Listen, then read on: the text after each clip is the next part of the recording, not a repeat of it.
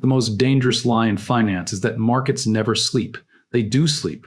And it is precisely when you are sleeping, when the volume is thin, when the algorithms are on autopilot, and when the regulators are in bed, that the real transfers of wealth occur.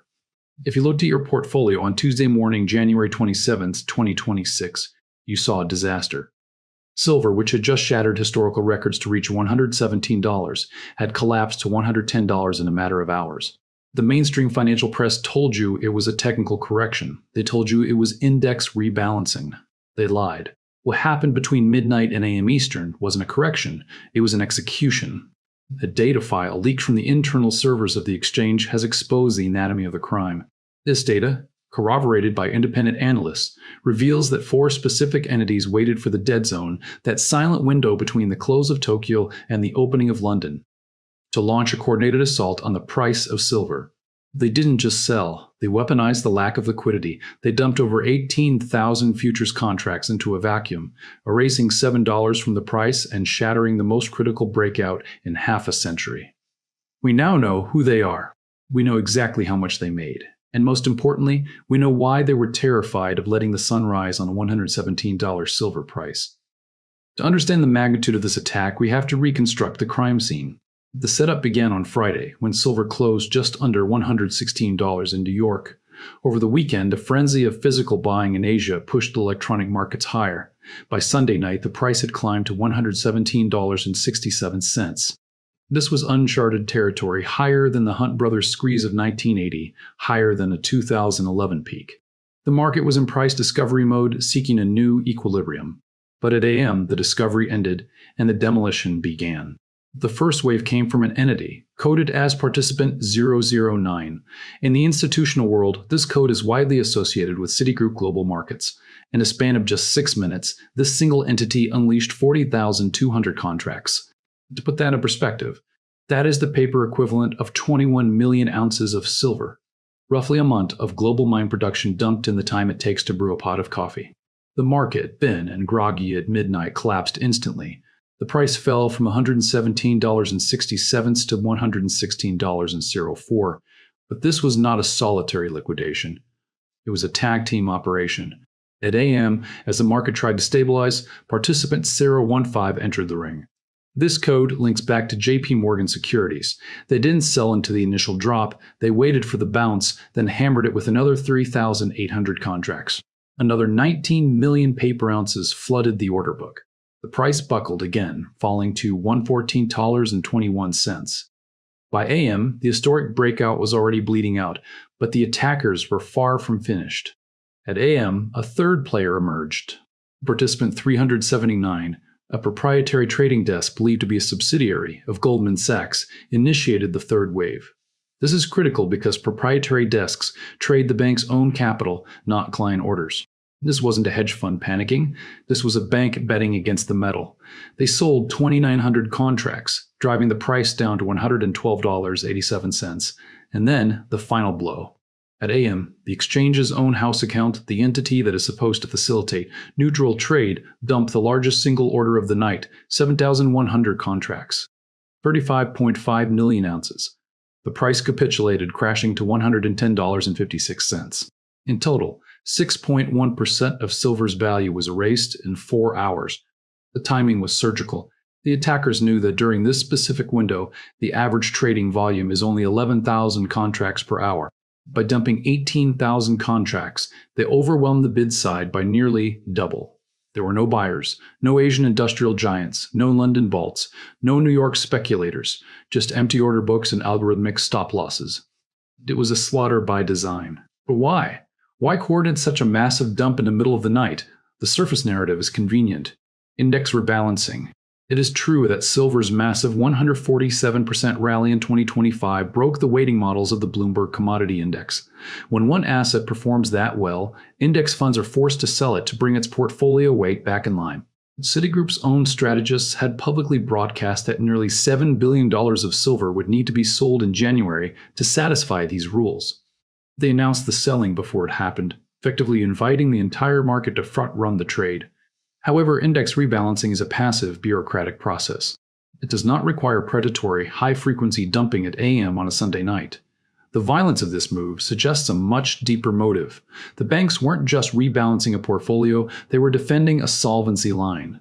$117 wasn't just a number, it was the threshold where the paper market breaks and the physical reality takes over. Beneath the surface of these futures contracts lies a physical market that is screaming in agony. Since the start of 2026, China has implemented draconian export controls on silver, reclassifying it as a strategic metal. This removed nearly 70% of the world's refined silver exports from the open market. The result has been a bifurcation of reality. In Shanghai, physical silver is trading at massive premiums, $123 and $130 per ounce. Meanwhile, the paper market in New York claims the price is $115. This arbitrage gap is a death sentence for anyone short the market. When the price difference between New York paper and Shanghai physical hits $13, it creates a risk-free trade for arbitrageurs. Buy the cheap paper contracts in New York, demand physical delivery, and ship the metal to Asia to sell for a massive profit.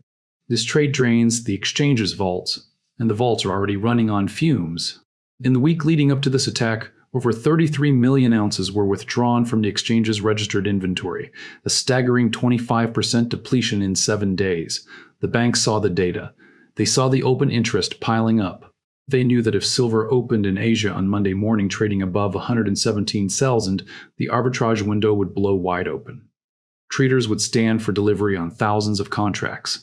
The exchange, which currently holds less than 100 million ounces of registered silver against 600 million ounces of paper claims, would face a default event. They didn't crash the price to make a quick profit, though they certainly did that, pocketing a combined $32 million from the move. They crashed the price to stop the bleeding of physical metal. We can prove this desperation by looking at lease rates.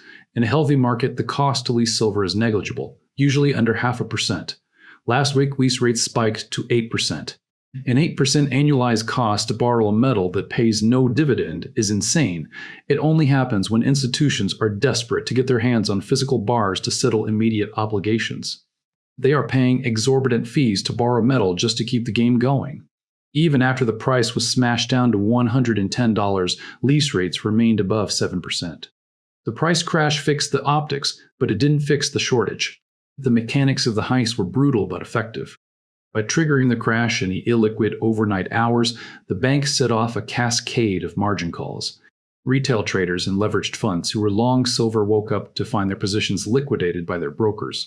This forced selling creates a feedback loop. Lower prices trigger more selling, which drives prices lower still. The banks, who initiated the slide, simply waited at the bottom. When the price hit $110.56 and the selling exhaustion set in, they bought back their positions, covering their shorts at a massive profit. Let's look at the math of the loot. Citigroup sold high and bought low, netting approximately $15 million. JP Morgan, the master of the metal markets, walked away with $66 million. Goldman's desk at $44 million.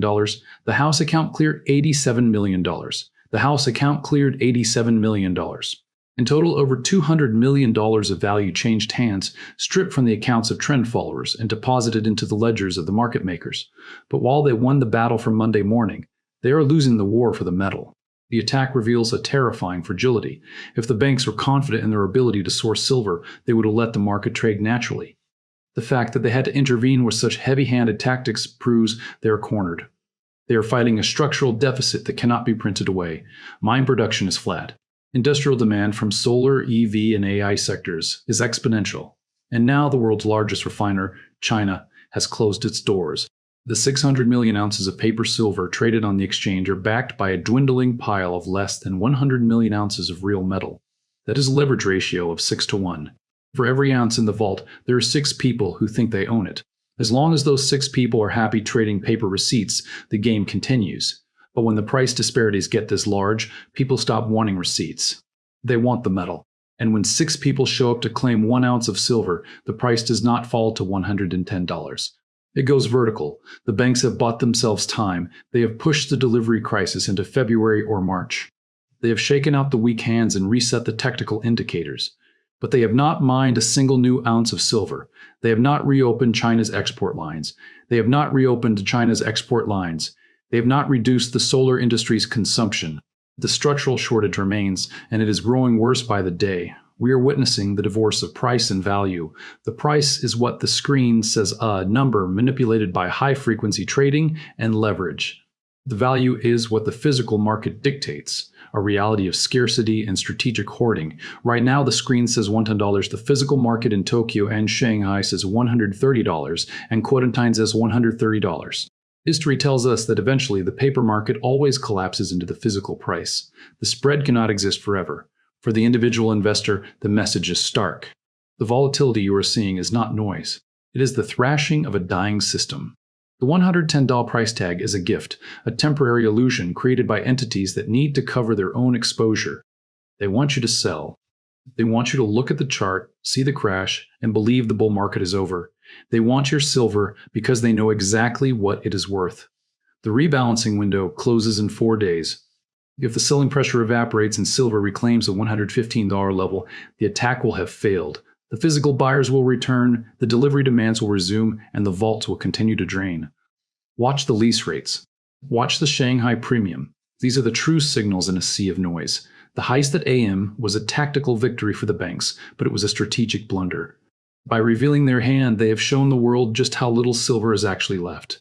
The countdown to the real price discovery has begun, and no amount of midnight dumping can stop it.